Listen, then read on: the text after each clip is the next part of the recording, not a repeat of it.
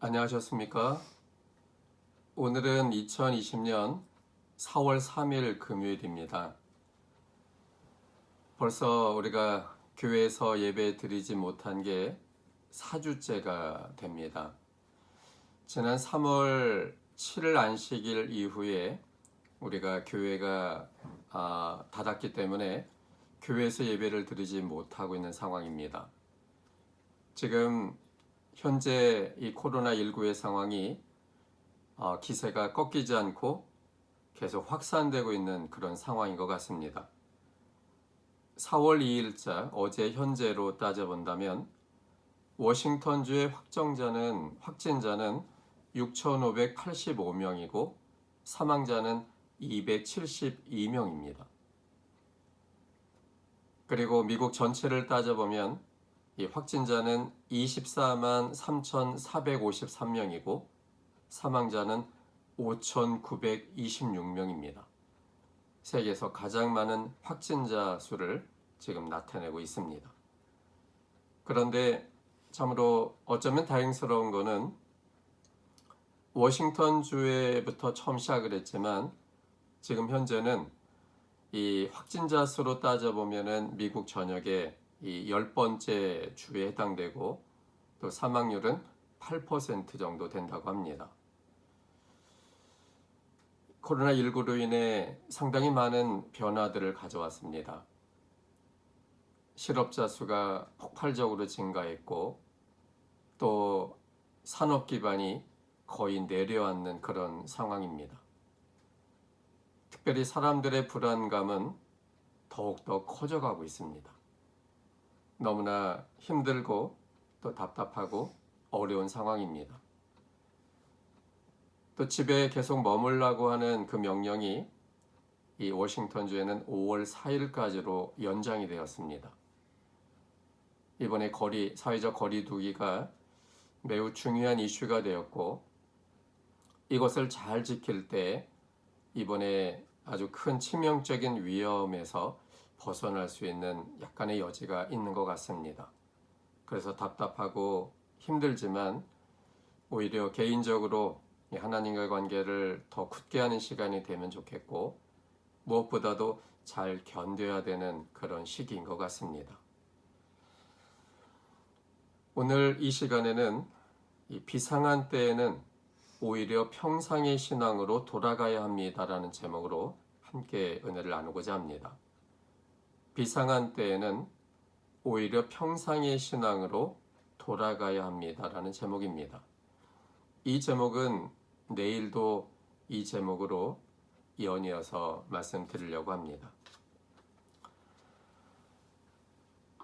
2020년도에 우리 미국에서 겪는 이 코로나19로 인한 이 두려움과 또 상당한 어려움은 사실 되돌아보면 2001년도 9월 11일 날 있었던 이 테러로 인한 두려움과 거의 같은 그런 느낌이라고 생각이 듭니다. 사실 2001년도에 있었던 그 사건은 지금 생각해보면 뉴욕이라고 하는 매우 지역적인 문제였고 또 대다수의 사람들에게 사실 직접적으로 와닿는 일은 아니어서 2020년도에 발생한 이 코로나19로 인한 어려움보다는 훨씬 더 약했던 것이 사실입니다. 그런데 2001년 9월 11일 날 있었던 그 테러 사건을 바라보는 많은 사람들의 시선은 이제 성경이 말하는 주님의 재림이 가까운 그 종말이 온 것이 아닌가라는 생각을 갖게 했습니다. 그렇잖아도 우리가 지구의 역사를 6천년으로 생각하는 경향이 있어서 2000년이 되기 전에 주님이 오시지 않을까라는 막연한 기대감과 생각이 있었는데 그때는 그냥 넘어갔습니다.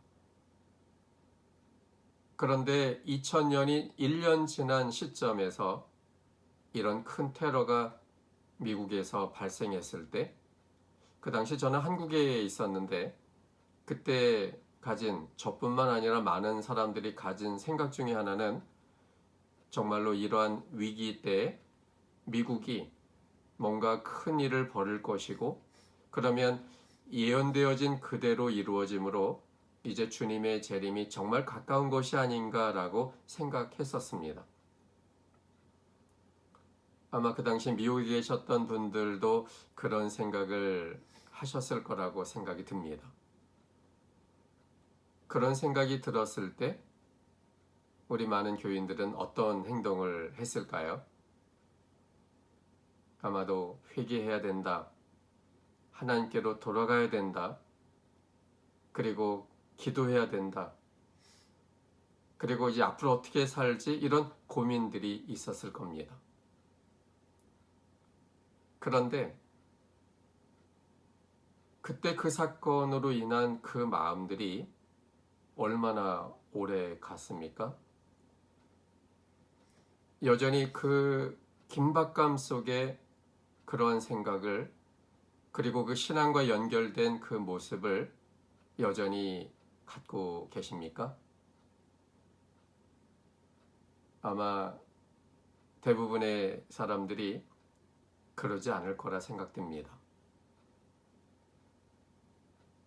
그 당시에는 두렵기 때문에 뭔가 큰 일이 발생한 것처럼 보여지고, 그러므로 앞으로 이러한 일들이 벌어질 것에 대한 기대감 때문에 어쨌든 다시 한번 마음을 새롭게 하고 그렇게 한 것은 분명하지만, 그런데 그게 잠깐 한동안 그렇게 반짝했을 뿐 지속되지 않았다는 것을 우리는 알게 됩니다. 지금 이 코로나19로 인한 이 상황도 생각해 보면 사람들의 마음에 두려움 때문에 2001년도 있었던 그 사건 이후에 교인들이 가졌던 생각을 또 하지 않을까, 그렇게 저도 생각이 듭니다. 그래서 이건 정말로 위기 때고 주님의 재림이 가까운 때고, 그러므로 이제는 정말로 다시 하나님 중심의 삶을 살아야 되겠다. 잘못한 모든 것을 고백하고 이젠 새로운 삶을 살아야 되겠다. 아마 이런 결심들, 생각들을 하셨을 겁니다. 매우 잘하셨습니다. 그런데 그러한 마음의 가짐 외에 또다시 생각해 봐야 될 것은 뭐냐면, 그것이 어떤 위기의 의식 속에, 위기를 의식함으로 인한 잠깐의 마음으로 끝나버린다면 그것은 원래 가진 평상시의 나의 마음으로, 나의 신앙으로 되돌아갈 확률이 매우 높다는 사실입니다. 근데 혹자는 이렇게도 이야기할 수 있습니다. 그런 위험을 생각할 때마다 다시 한번 마음을 각성하면 그건 좋은 건 아니냐, 이렇게 생각할 수 있습니다. 물론 그럴 수도 있습니다. 그런데 이것이 조금 자주 반복이 되면 오히려 그것이 우리의 마음을 둔하게 할 수 있다는 사실입니다. 정작 하나님이 재림의 징조로 보여지는 그때 우리의 마음은 이번에도 별일 없이 지나갈 것이다라는 안도감과 그런 생각 때문에 그저 그런 것으로 치부해 버릴 확률도 매우 높다는데, 이것에 대한 위험성이 있습니다.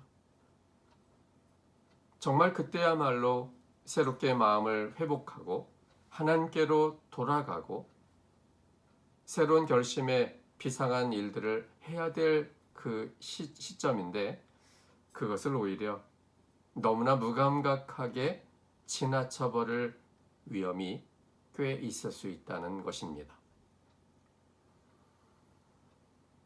우리 거짓말하는 그 소년의 이야기 아시죠?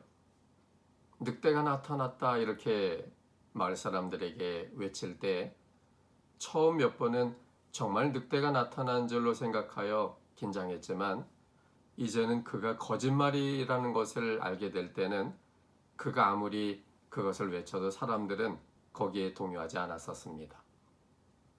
그리고 실제로 늑대가 나타나서 그 소년이 늑대가 나타났다고 소리 질러도 대부분의 사람들이 움직이지 않고 결국은 굉장히 큰 피해를 얻게 된 것을, 그런 내용을 여러분은 이미 아실 겁니다. 그러므로 지금 코로나19로 인한 지금 이 위기와 어려움은 주님의 재림을 훨씬 더 가깝게 만드는 특별한 일이고, 그리고 우리가 다시 한번 하나님께로 돌아가야 되고 우리의 신앙을 점검해야 되고 새로운 마음으로 새롭게 정말 살아야 될 생각을 갖게 합니다. 그런데 그러한 때일수록 이것을 하나의 반짝임으로 끝나는 것이 아니라 이것을 계기로 나의 평상의 신앙을 다시 한번 끝까지 꾸준하게 할 그 모습으로, 그리고 내 삶의 그 생활의 모습이 이제는 반짝하고 끝나는 것이 아니라 이렇게 이런 마음으로 지속될 수 있도록 하기 위하여 더 많이 준비하고 그런 삶을 살아내는 것이 매우 중요합니다. 오늘 이 설교 제목이 비상한 때에는 오히려 평상의 신앙으로 돌아가야 합니다입니다. 이 비상이라고 하는 단어는 예사롭지 않은 특별함이란 뜻이고, 평상이란 특별한 일이 없는 보통 때를 가리킵니다. 예사롭지 않은 특별함이 있을 때는 오히려 특별함이 없는 보통 때처럼의 신앙으로 돌아가야 된다는 것이 이 오늘 설교 제목의 내용입니다. 이 부분을 우리가 이 성경을 통해 좀 생각해 보려고 합니다. 다니엘서 6장에 있는 말씀을 함께 좀 보겠습니다. 다니엘서 6장에는 다니엘에게 정말 비상한 때가 된 시기거든요. 그 비상한 때에 다니엘은 어떤 모습을 보여줬는지를 살펴보는 그런 시간이 되겠습니다. 다니엘서 6장 1절부터 있는 말씀입니다. 다리오가 자기의 심원대로 방백 120명을 세워 전국을 통치하게 하고 또 그들 위에 총리 셋을 두었으니 다니엘이 그 중에 하나이라. 이는 방백들로 총리에게 자기의 직무를 보고하게 하여 왕에게 손해가 없게 하려 함이었더라. 다니엘은 마음이 민첩하여 총리들과 방백들 위에 뛰어남으로 왕이 그를 세워 전국을 다스리게 하고자 한지라. 이에 총리들과 방백들이 국사에 대하여 다니엘을 고소할 틈을 얻고자 하였으나 능히 아무 허물을 얻지 못하였으니 이는 그가 충성되어 아무 그릇함도 없고 아무 허물도 없음이었더라.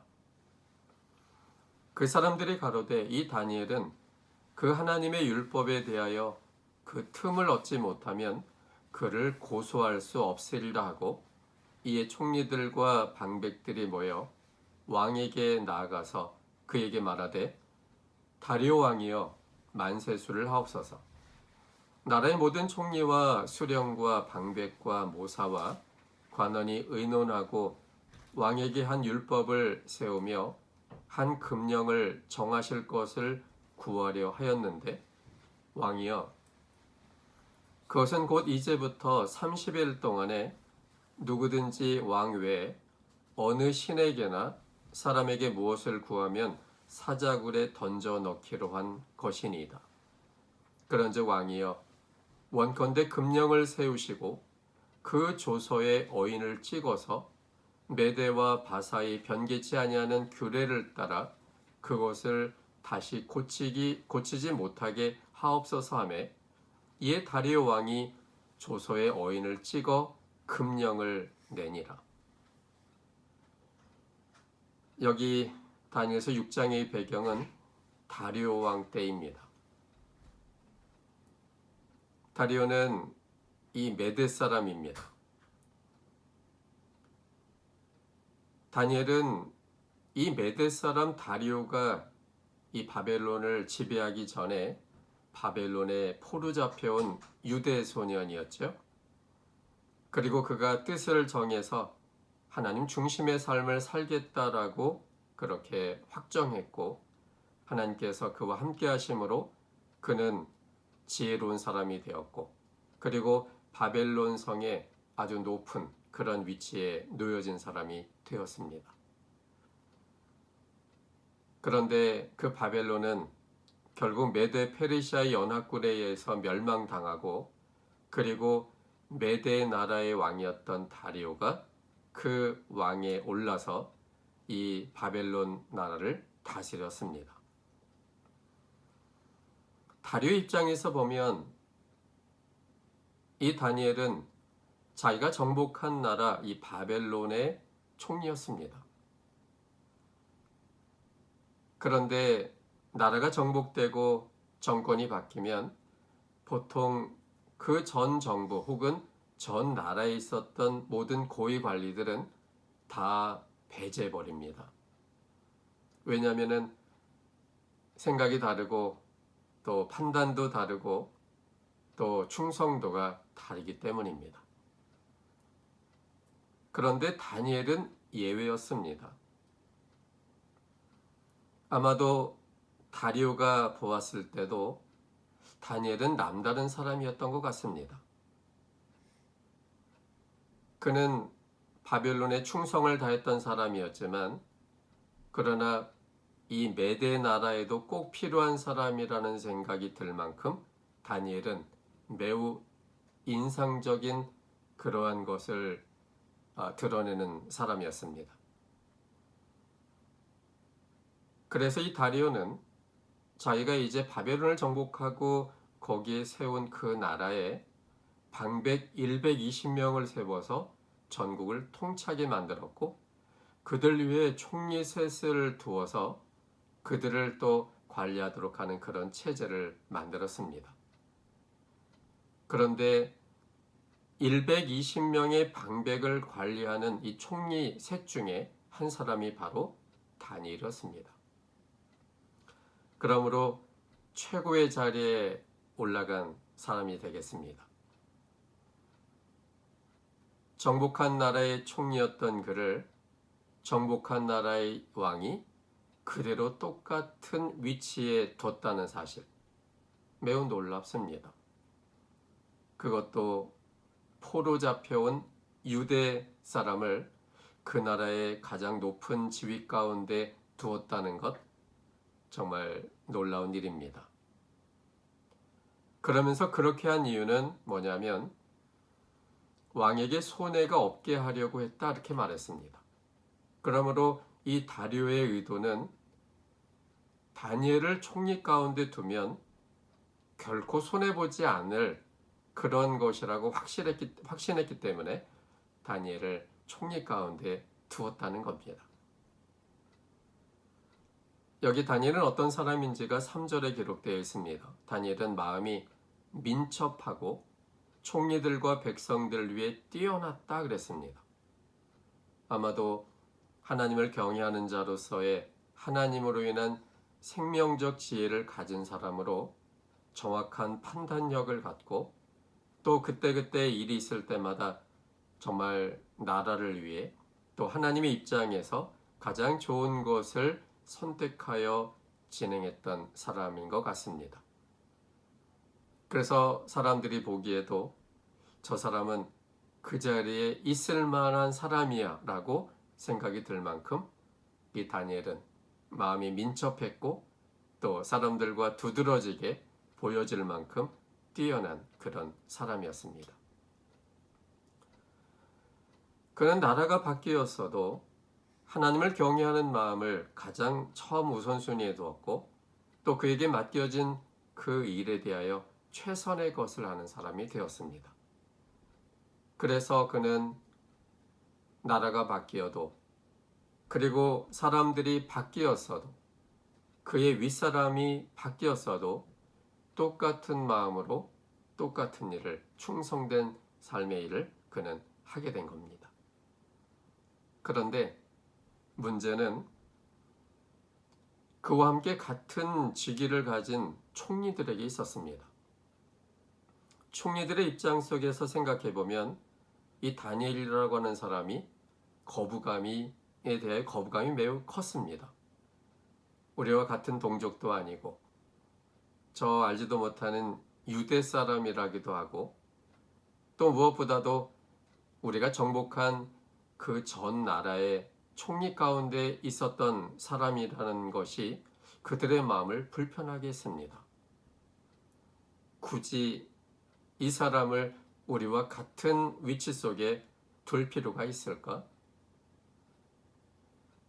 아무리 뛰어나다 할지라도 언제 마음이 바뀌어서 우리와 반대편에 설지 모른다는 그 두려움이 아마도 그들의 마음속에 있었을 것이고 동시에 자존심도 매우 상했을 겁니다.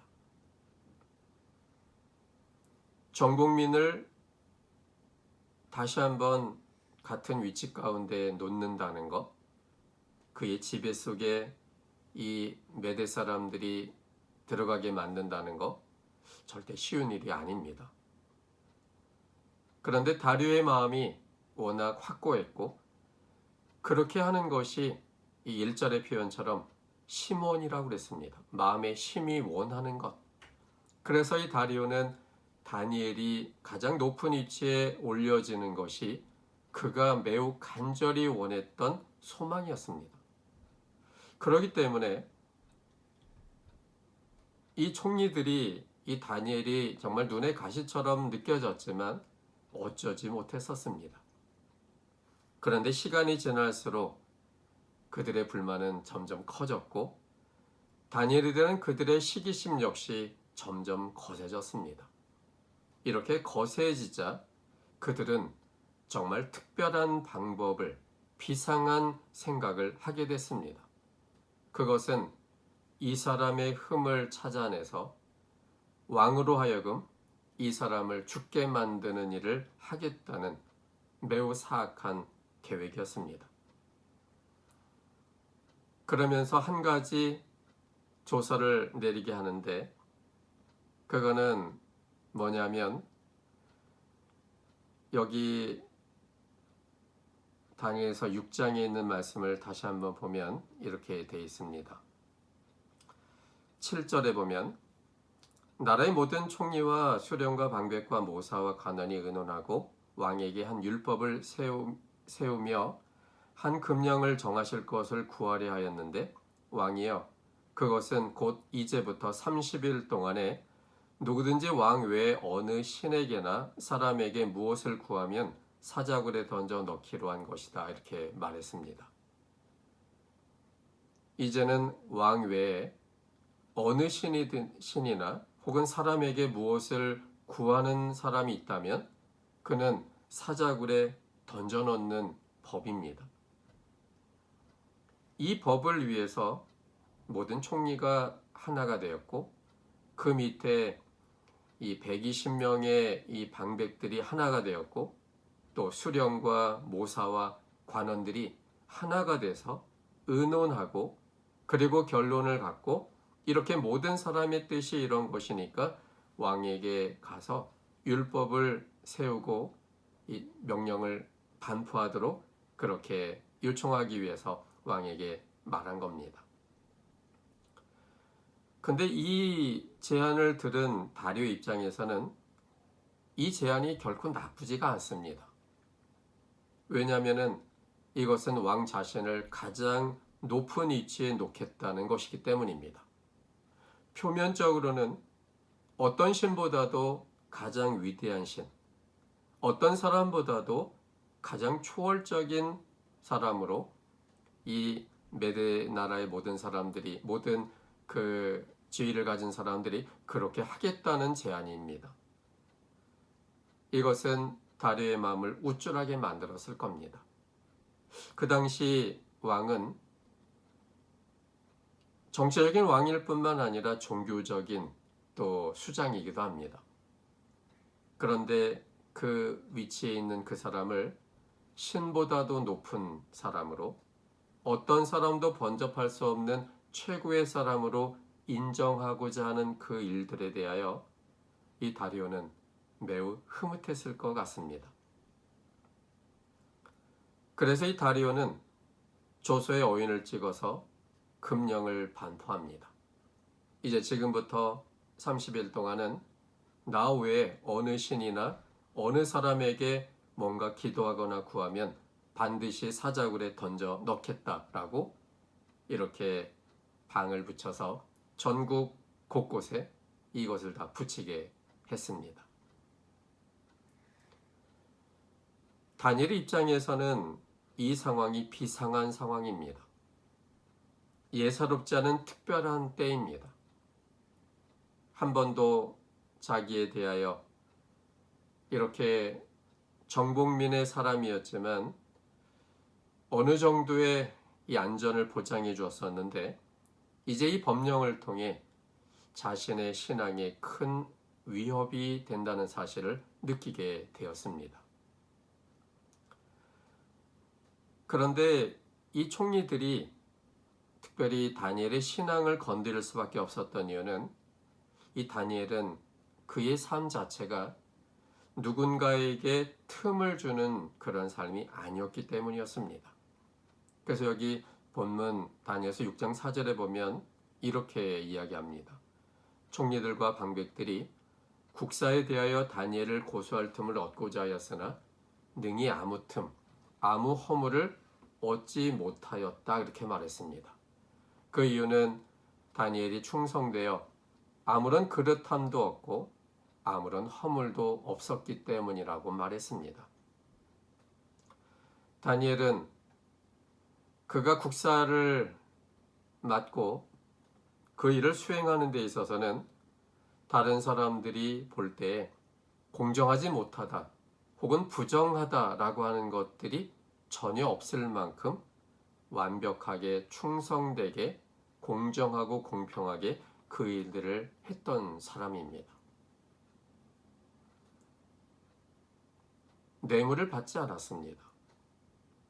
또 뇌물을 받음으로 인해 구분 판단도 하지 않았을 겁니다. 그는 원리 원칙대로 가진 자 편에 서지도 않고 없는 자 편에 서지도 않고 이 법이 정한 한도 내에서 최대한의 것들을 공정하게 하려고 노력을 했기 때문에 그의 틈을 발견코자 노력했던 사람들에 의하여 틈이 전혀 보이지 않는 그런 사람이었습니다. 그래서 할 수 없이 이제 마지막으로 그가 틈을 볼 수밖에 없는 그것은 그가 하나님을 중심으로 산 사람이고 그의 가장 우선되는 것이 신앙이었는데 그 신앙을 건드리지 못한다면 자신들이 그 계획이 이루어질 수 없다는 것을 판단하게 돼서 30일 동안은 왕의 다른 신이거나 사람에게 뭔가를 구한다면 사자굴에 던져 넣자라고 그렇게 제안한 것입니다. 다니엘의 입장에서는 굉장히 비상한 때입니다. 우리가 만약 그러한 입장에 처해진다면 우리는 어떤 일을 하겠습니까? 아마도 2001년도의 일을 제가 서두에 말씀드렸듯이 아마도 많은 경우는 이 위기 때를 벗어나기 위해서는 내가 다시 한번 하나님께 서야 된다. 그리고 더 신앙을 회복해야 되고 그리고 잘못한 일에 대해 고백하고 회개하고 철저히 내 자신을 새롭게 해야 된다. 이런 생각을 하기가 매우 쉬울 겁니다. 그건 매우 중요한 대목입니다. 그런데 이 비상한 때에 다니엘은 어떤 행동을 취했는지를 생각해 보면 사실 매우 놀랍습니다. 우리가 일반적으로 그 비상한 때 해야만 된다고 하는 것과는 약간 다를 수 있는 모습을 보여주기 때문입니다. 10절에 있는 말씀입니다. 다니엘서 6장 10절. 다니엘이 이 조서에 어인이 찍힌 것을 알고도 자기 집에 돌아가서는 그 방의 예루살렘으로 향하여 열린 창에서 전에 행하던 대로 하루 3번씩 무릎을 꿇고 기도하며 그 하나님께 감사하였더라. 여러분, 이 글이 놀랍지 않습니까? 여러분이 놀랐다면 그 놀란 것은 어떤 점이 놀라운 것입니까? 저는 이 부분을 보고 좀 놀랐습니다. 어떤 거냐면 이것이었습니다. 다니엘은 이 조서의 어인이 찍힌 것을 알고, 그래서 이것이 이미 공포됐고 이 법이 시행됐다는 것을 알고도 자기 집에 돌아가서는 그 방의 예루살렘으로 향하여 열린 창에서 전에 행하던 대로 하루 3번씩 무릎을 꿇고 기도하며 그 하나님께 감사하였더라, 이렇게 말했거든요. 이 중에서 중요한 부분이 뭐냐면 전에 행하던 대로라는 대목입니다. 전에 행하던 대로. 비상한 때가 이르렀기 때문에 전에 행하지 않았던 새로운 마음으로 열심을 내고 잘못한 일을 찾아내서 회개하고 이제 정말로 나는 새로워지겠다라고 그렇게 그때가 돼서야 새로운 마음을 먹은 것이 아니라 전에 행하던 대로 똑같은 모습으로 이 비상한 때 평상시의 신앙 속에 그냥 그는 그대로 행하고 있다는 사실입니다. 하루 3번씩 무릎을 꿇고 기도하며 그리고 그 하나님께 감사였더라 그랬거든요. 우리 같으면 보통 어떻게 기도할까요? 하나님, 이 비상한 때에 저를 보호해 주십시오. 제가 이 기회를 통해서 정말 새로워지겠습니다. 이제 하나님 중심으로 살고 이제 이 세상에 눈 돌리지 않고 하나님만을 바라보며 살겠습니다. 그러니 이 위기 때에 저를 보호해 주시고, 이런 정도의 기도를 흔히 할 수 있지 않겠습니까? 그런데 다니엘은 하나님께 감사의 기도를 드리고 있습니다. 지금 그에게 이르러 온 비상한 때의 위기감과 두려움 속에서 그가 뭔가 새롭게 어떤 것을, 새로운 신앙을 꿈꾼 것이 아니라 그가 늘 하던 대로 하나님께 감사하고 오늘 하루를 주신 것에 대하여 감사하고 이 다리오의 조서의 어인이 찍힌 것을 알면서도 전혀 흔들리거나 두려워하지 않고 자기가 원래 하나님과의 관계 속에 있음으로 인해 이 모든 삶에 대하여 하나님께 감사하는 그 기도를 드렸던 대로, 전에 행하던 그대로 그가 하루 3번씩 무릎을 꿇고 예루살렘을 향하여 열린 그 창을 향해 기도했다는 사실입니다. 저는 이 부분이 매우 놀라웠습니다.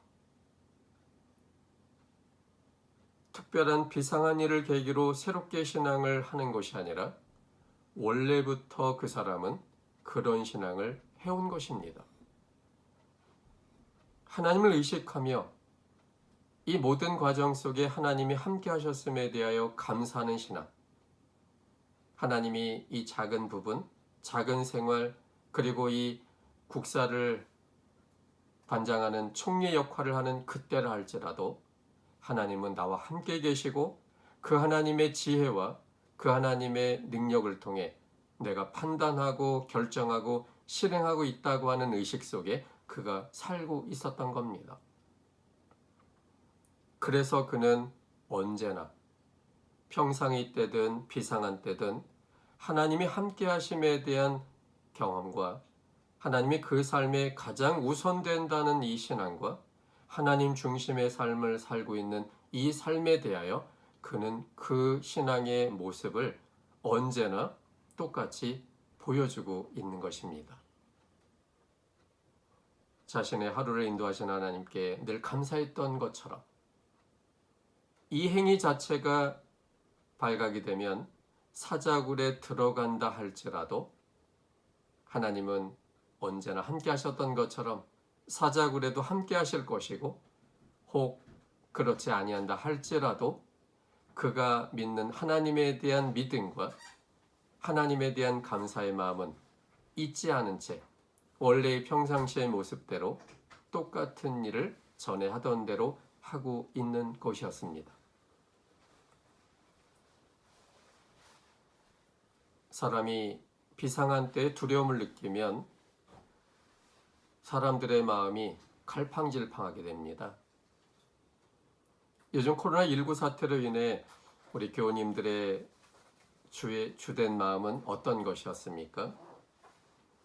아마도 뉴스에 귀를 기울이고 정보를 얻고 뉴욕주에 얼마만큼 많은 사람들이 확진되었고 또 얼마나 죽었고 또 우리 주에 또 우리 사는 이 커뮤니티에 얼마나 많은 사람들이 이렇게 질병에 걸리고 죽었는지 혹은 회복됐는지에 대한 여러 기사들에 대하여 관심을 갖고 보면서 한편으로는 두렵고 그리고 한편으로는 계속하여 그러한 뉴스에 우리의 마음이 뺏기지 않으셨습니까? 어쩌면 당연한 일이지요. 그런데 그렇게 두려움 속에 그 사건에 집중하게 되면 놀랍게도 하나님을 놓쳐버릴 수가 있는 겁니다.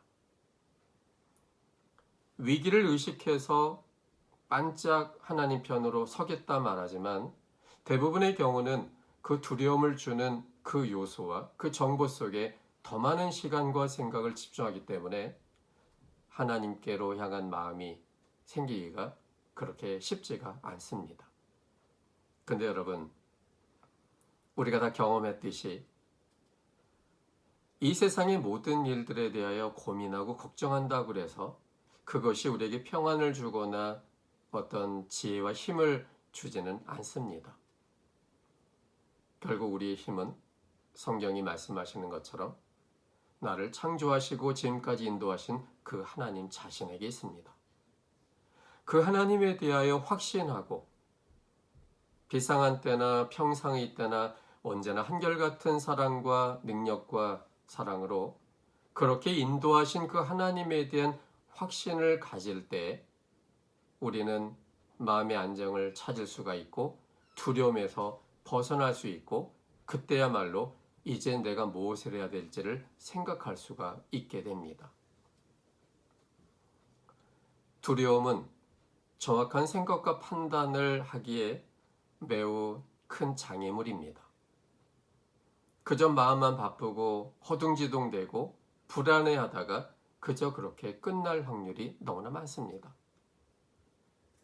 그런데 비상한 때에는 그래서 평상의 신앙으로 돌아가는 일이 필요하고 비상한 때를 위하여 평상의 신앙의 모습이 보여지기 위해서는 언제나 우리의 신앙이 하나님 중심의 신앙이 되어야만 합니다. 왜냐하면 위기는 사람을 바꾸지 않고 그 사람이 어떤 사람이었는지를 보여주기 때문입니다. 오늘 본문에서 다니엘에게 있어서 이 30일간의 다른 신에게 기도하지 못하게 하는 이 법령 역시 위기지만 그 위기 때 다니엘은 평상시 그가 어떤 사람이었는지를 잘 보여주고 있을 뿐입니다. 그가 이 금령이 내리기 전에 하나님 중심의 삶을 살지 않았다면 이 금령이 내리는 그 30일 동안 내내 하나님 중심의 삶을 살기는 어려웠을 겁니다. 아마도 며칠은 반짝 위기 때라 생각하여 하나님 편으로 돌아갈 수는 있지만 그러나 이것이 늘 하나님과 함께하던 일이 아니기 때문에 얼마의 시간이 지나지 않으면 이 사단이 주는 이런 영향력에 의하여 하나님은 점점 놓치게 되고 불안하고 두려움으로 인해 하나님이 없는 하나님과 관계가 그렇게 크지 않은 그러한 삶의 원래의 모습으로 돌아가 버릴 뻔도 했을 겁니다. 그러나 다니엘의 삶은 비상한 때든 그렇지 않은 때든 그는 우선순위를 정한 사람이었습니다. 뜻을 정한 사람이었습니다. 하나님을 가장 우선순위에 두고 그리고 그를 중심으로 살아가고 그를 위해서는 내 일상의 모든 것들을 포기하고 조정해야 된다는 마음의 생각을 갖고 산 사람이었습니다. 그런 마음의 결심이 위기 때라도 굴복하지 않고 두려워하지 않고 그가 하나님 중심으로 살았던 그 상태를 유지할 수 있게 되었고 그것이 그의 마음에 큰 평안과 안정과 그리고 하나님으로 인한 든든함을 갖게 된 이유가 됐을 겁니다.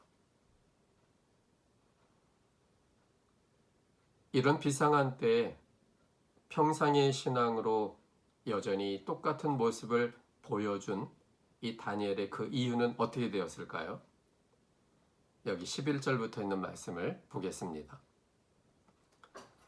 그 무리들이 모여서 다니엘이 자기 하나님 앞에 기도하며 간구하는 것을 발견하고 이에 그들이 나아가서 왕의 금령에 대하여 왕께 아뢰되 왕이여 왕이 이미 금령의 어인을 찍어서 이제부터 30일 동안에 누구든지 왕 외에 어느 신에게나 사람에게 구하면 사자굴에 던져넣기로 하지 아니하였나이까? 왕이 대답하여 가로되 이 일이 적실하니 메대와 바사의 변개치 아니하는 규례대로 된 것이니라. 그들이 왕 앞에서 대답하여 가로되 왕이여 사로잡혀온 유다 자손 중에 그 다니엘이 왕과 왕의 어인이 찍힌 금령을 돌아보지 아니하고 하루 3번씩 기도하나이다. 왕이 이 말을 듣고 그로 인하여 심히 근심하여 다니엘을 구원하려고 마음을 쓰며 그를 건져내려고 힘을 다하여 해가 질 때까지 이르매 그 무리들이 또 모여 왕에게로 나와서 왕께 말씀하되 왕이여 메대와 바사의 규례를 아시거니와 왕이 세우신 금령과 법도는 변개하지 못할 것이니이다. 여기 이제 건수를 발견한 사람들이 왕 앞에 와서 다니엘을 고소했습니다.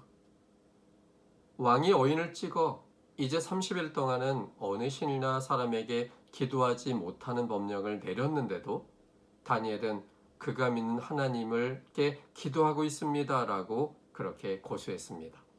그 말을 듣자 왕이 깨달았습니다. 이 법안이 나의 교만한 마음을 충족하는 것이었지만 그 내면에는 자신이 정말로 충직하게 여긴 사랑하는 신하 다니엘을 제거하기 위한 술수라는 사실을 깨닫게 됩니다. 그리고는 심히 근심하며 다니엘을 구원하려고 노력했지만 그들은 이 메대와 바사의 변개치 못하는 이 법령, 그들의 규례를 이야기하므로 만약에 어인을 찍었는데 여기에 대하여 다른 행동을 한 다니엘을 사자굴에 던져놓지 못하면 법을 어기는 임금으로 몰아서 그래서 이 왕의 지위를 흔들 수 있는 위협을 가함으로 절대로 이 다니엘을 꺼내지 못하도록 이렇게 이 사람들이 압박하고 있습니다. 그래서 할 수 없이 왕이 명하여 다니엘을 끌어다가 사자굴에 던져 넣을 수밖에 없었습니다. 그러면서 왕이 다니엘에게 이렇게 말했습니다. 16절입니다. 너희 항상 섬기는 내 하나님이 너를 구원하시리라. 다리오는 다니엘이 믿는 하나님을 믿는 사람이 아니었습니다. 그런데 놀랍게도 다니엘에 대하여 신뢰하자 다니엘이 믿는 하나님에 대하여 그가 어느 정도의 마음을 갖고 있다는 것을 보여주고 있습니다. 너가 항상 섬기는 내 하나님이 너를 구원하시리라. 여기에 이 다리오의 말 가운데도 다니엘은 항상 섬기는 하나님이었습니다. 위기 때, 비상한 때만 섬긴 하나님이 아니라 언제나 섬기는 하나님임을 이 다니엘을 잘 알고 있는 다리오는 알고 있었습니다. 이처럼 다니엘은 비상한 때나 평상의 때를 막론하고 언제나 하나님 중심으로 살았던 그런 사람이었습니다. 이것이 왕까지 알 수 있을 정도로 그는 매우 확고한 하나님 중심의 삶을 산 사람이었습니다. 그래서 그런 하나님 중심의 삶을 산 다니엘이 그가 맡겨진 국사에도 아무 틈, 아무런 그릇함도 찾을래야 찾을 수 없는 사람이 되었고 그것이 그가 믿는 하나님을 바라보게 하는 매우 중요한 전도자의 역할을 하고 있음을 보여주고 있습니다. 그리고는 이제 사자굴에 넣은 다음에 돌을 굴려다가 굴아구를 맞고 왕이 어인과 귀인들의 인을 쳐서 봉하였고 그래서 이 다니엘이 꼼짝없이 사자굴 속에 들어가 죽을 수밖에 없는 상황이 됐습니다. 그렇다면 여러분, 이 사자굴 안에 들어간 다니엘은 어떤 모습을 보여줬을까요? 정말 비상한 때 아닙니까? 어떤 모습이었을까요?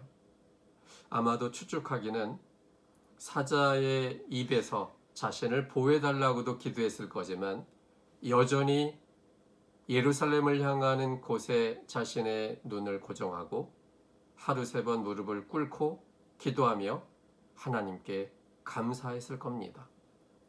왜냐하면 그것이 그의 평상의 신앙이었기 때문에. 사자굴 안에 들어가는 비상한 때라 할지라도 그 평상의 신앙 그대로의 모습이 이 사자굴 안에서도 드러났을 겁니다. 오히려 다니엘은 평상시 삶을 이 사자굴 안에서 보냈을 겁니다. 오히려 그 밤, 긴 밤처럼 느껴진 그 밤이 다니엘에게 있어서는 가장 평화로운 밤이었을 겁니다.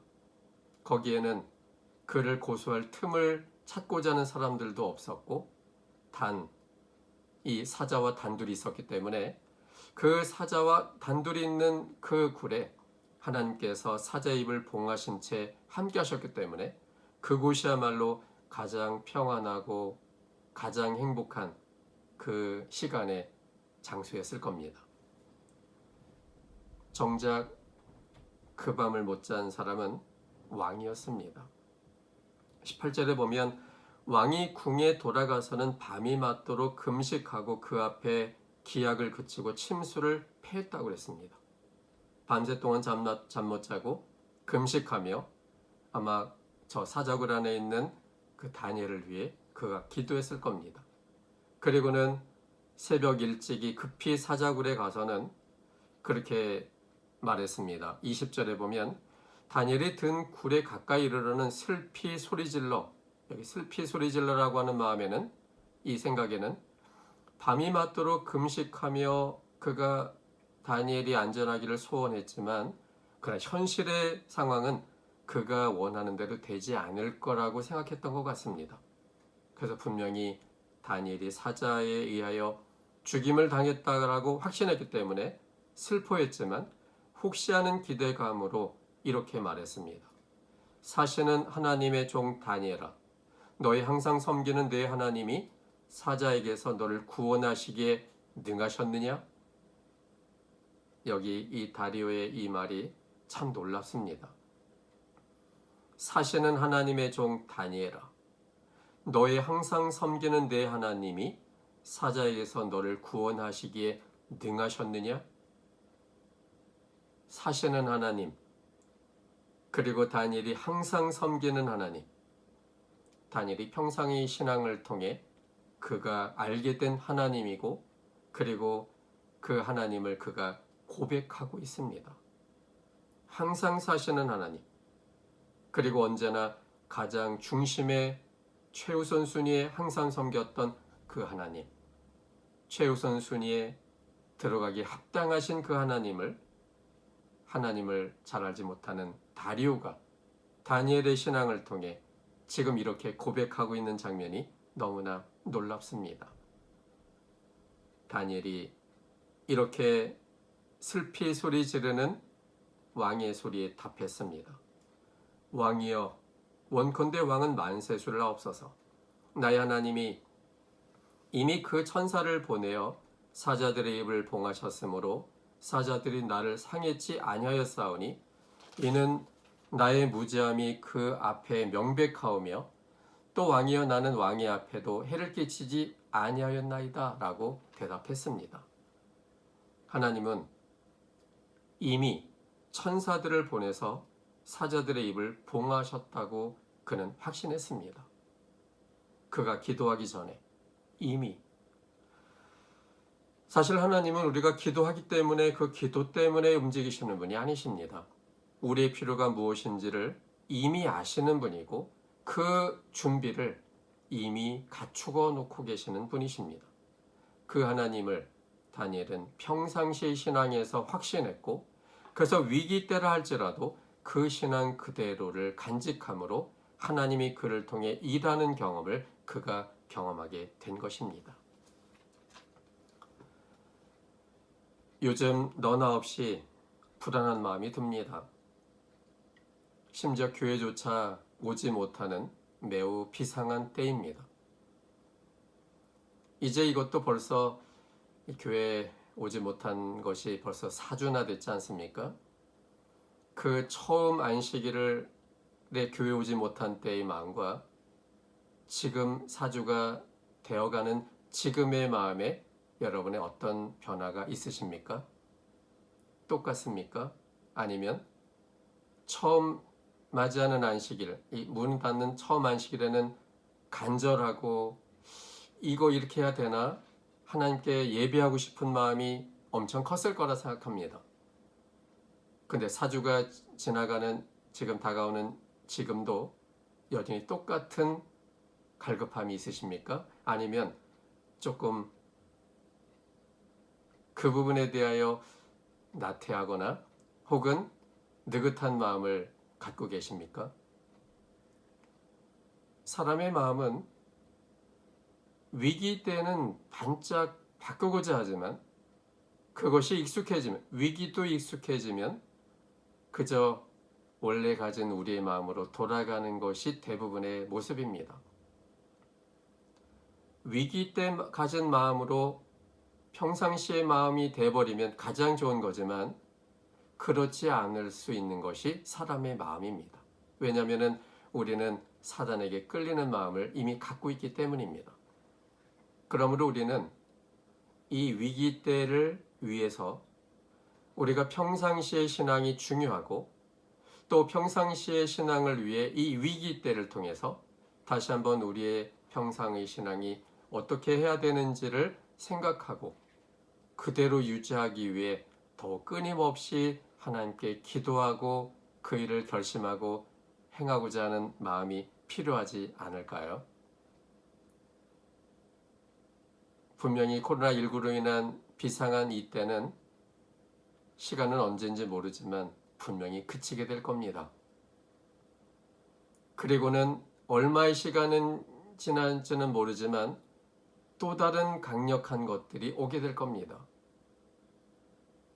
그렇다면 이 비상한 때에 새롭게 회복할 그 평상의 신앙이 이제는 이 모든 것들이 다 정리된다 할지라도 지속적으로 하나님 중심의 삶으로 이제 그 모습이 펼쳐진다면 아무리 어려운 이보다 더 큰 어려움이 온다 할지라도 이제 우리가 경험했던 두려움과 공포가 아닌 여전히 하나님을 향해 감사의 기도를 할 수 있는 다니엘과 같은 그런 신앙을 우리가 갖게 되지 않겠습니까? 그래서 이 위기를 새로운 기회로 만드는 기회가 됐으면 좋겠습니다. 이제는 정말 하나님이 내 삶의 최고의 높은 자리를 놓는 그런 신앙이 됐으면 좋겠습니다. 하나님 중심의 삶을 살고 그분이 내 삶의 가장 첫 번째로 모셔지는 삶이 됐으면 좋겠습니다. 그리고 그분의 그 첫 번째로 모시는 신앙 때문에 우리의 생활의 모습도 변해졌으면 좋겠습니다.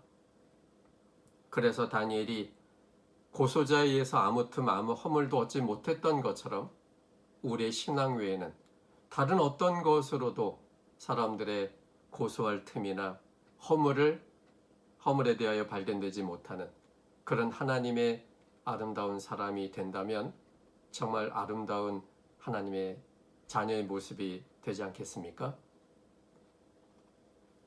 비상한 때에는 오히려 평상의 신앙으로 돌아가야 합니다. 하나님 중심의 신앙을 다시 한번 회복하시고 그분을 알기 때문에 이러한 비상한 때, 위기 때를 할지라도 흔들리지 않고 오히려 주님 안에 평안을 누리고 주님이 우리를 이끄시는 대로 따라가는 우리 모든 성도님들 되시기를 바라면서 오늘 말씀을 마치겠습니다.